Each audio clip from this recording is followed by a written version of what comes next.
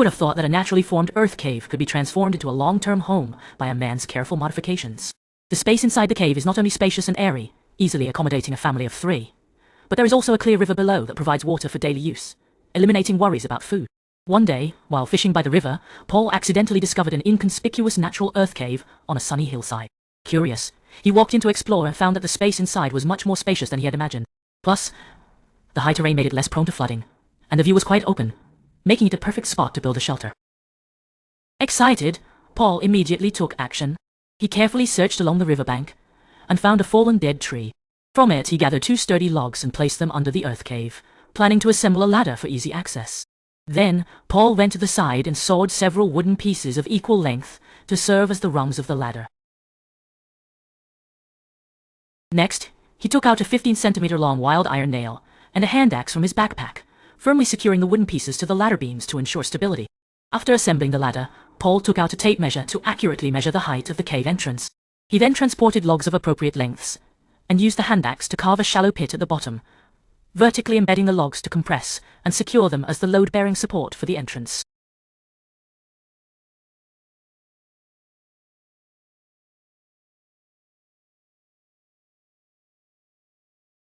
Using this as a base, he horizontally secured several logs to create the main frame of the door opening. Then he fixed the remaining logs one by one onto the frame, sealing the gaps around the door frame. This not only facilitated daily entry and exit, reducing cold winds from entering the shelter, but also enhanced the concealment of the shelter. After finishing these tasks, Paul set off again and found several flat wild wooden boards along the riverbank, likely washed ashore by upstream river water. They were just right for assembling the door panel of the small house.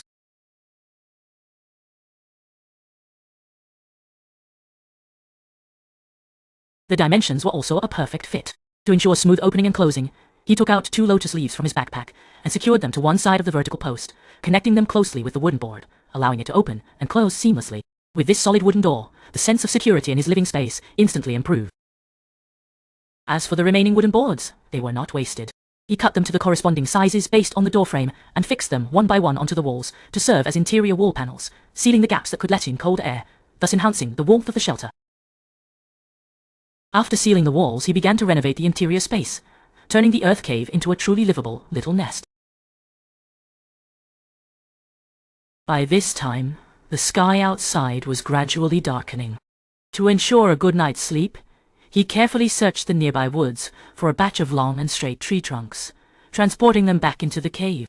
He arranged them closely in the innermost position to form a flat bedboard, then laid down the moisture-proof mat he had brought, which fit his height perfectly.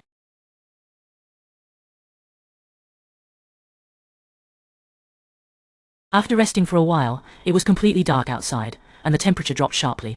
Paul immediately took out the portable fireplace and quickly assembled it, then installed the smoke pipe. To ensure smooth smoke discharge, he deliberately chiseled a hole in the wall for the smoke pipe to go directly outside. Once everything was ready, he stuffed dry firewood that he had prepared earlier into the fireplace.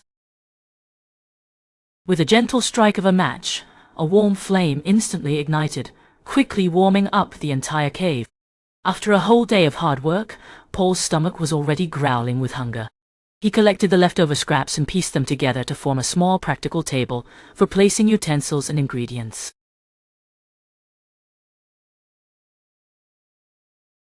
Then he lit a candle, illuminating the small shelter with a warm light. With this beam of light, he began preparing dinner for the day. He heated oil in a pot and fried the sausages until golden brown and fragrant. During this time, he chopped the sprouts into small pieces. It was a simple meal. After eating his fill, Paul lay back on the bed, ending this fulfilling day. The next morning, the continuous warmth from the fireplace allowed him to safely get through the night.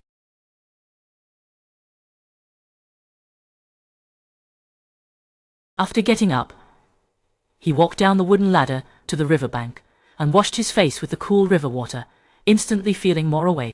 Looking at the shore, he noticed a lot of debris washed up by the river. He immediately became an environmental protector and gathered the trash, as everyone has a responsibility to care for the environment. Then he returned to the house, boiled a pot of water to warm himself. However, since the supplies and food he brought were running low, and he had caught nothing while fishing yesterday. Reluctantly, he had to temporarily leave and head home to replenish his supplies. Once he was well prepared, he would return here to further improve and decorate the shelter. When Paul returned home to replenish his living supplies and came back here again, he gently opened the wooden door. The inside remained just as it was when he left, with all items untouched, the floor clean and tidy, and no signs of wild animals intruding. This fully demonstrated that this shelter was both concealed and safe. After a long journey, Paul was exhausted, so he went to the riverbank to wash his face. After a short rest, he took out the glass he had prepared in advance, planning to carve a window on the wall beside the entrance to solve the problem of insufficient light inside. He first measured the suitable position and marked it. Then, he used hand tools to carefully cut along the marked line, creating a square and even window frame. To facilitate the installation of the glass, Paul went back to the riverbank and found a piece of wood that had been washed up by the water. He accurately cut it into segments according to the size of the window frame.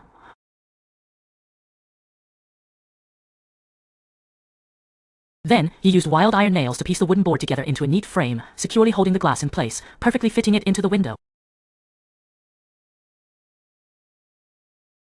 This not only effectively blocked wind and rain, but also allowed him to enjoy the natural scenery outside without stepping out.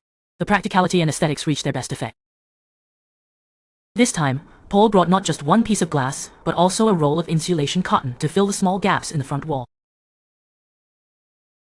Although it was already spring and the daytime temperatures were gradually rising, at night, the evening breeze by the river still carried a chill. These gaps would become channels for cold wind to seep in, causing the indoor temperature to drop significantly. After sealing the walls, the insulation effect of the small house was also upgraded to a new level. Next, he went to the supply refresh point, which was by the river, where he successfully found a piece of iron plate that could be used to modify the smoke hole of the fireplace. Powell first cut the iron plate into small pieces, then measured the diameter of the smoke pipe and carved out a suitable hole. Then, he fixed the iron plate above the wall, ensuring smooth smoke discharge, while preventing high temperatures from igniting the wooden structure. Next, he returned to the house, took out a shovel from beside the bed, and walked to the door to start leveling the nearby earth slope.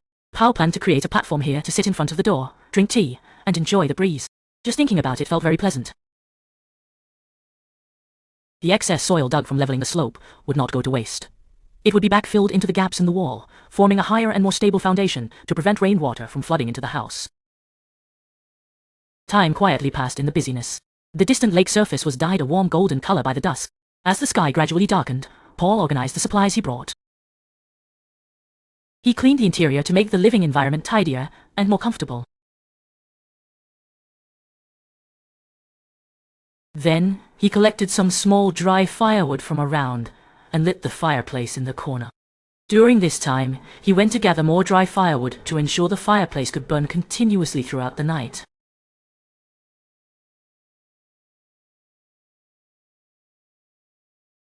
Everything was ready. Powell closed the wooden door, isolating himself from the darkness and dangers outside. He did not rush to prepare dinner, but first set up the kettle to boil a pot of water. He also placed several candles in the corners of the house.